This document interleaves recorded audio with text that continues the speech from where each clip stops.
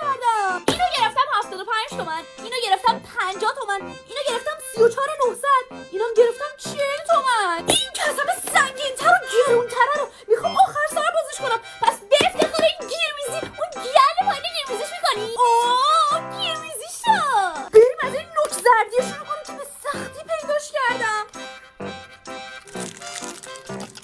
خدایا یعنی میشه توش یه جوجه فسقل باشه؟ باز نمیشه. باز شد.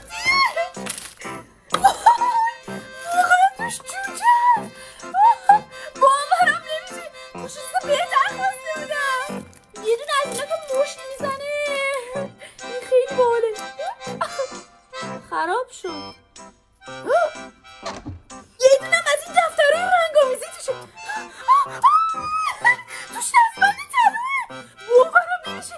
دستبند طلا. وای بالاخره پیداش کردم. وای خیلی خفنه. بریم ببینیم توی شکم توپولوش چیه. آماده ای؟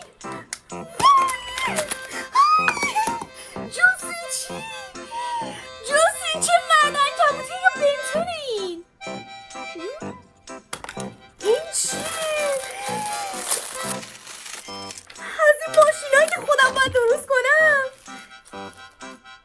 این نمیدونم چیه. هر کی میدونه این پایین بهم بگه. یه دونم از این پروانه خوشمزه‌اه که بریم تو کارش.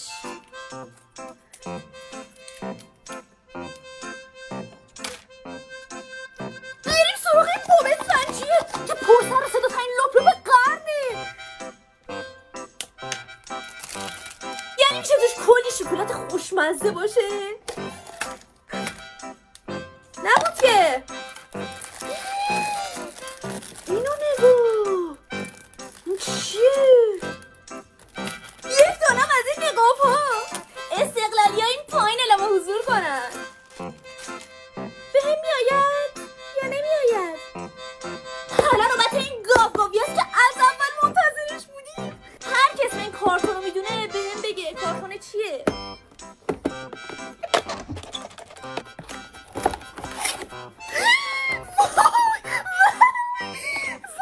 وای من عاشق اینم.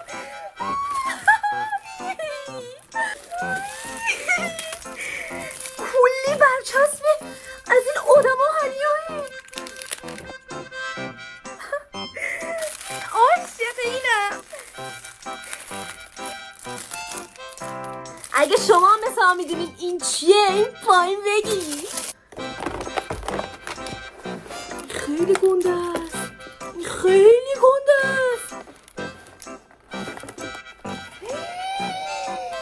این چیه؟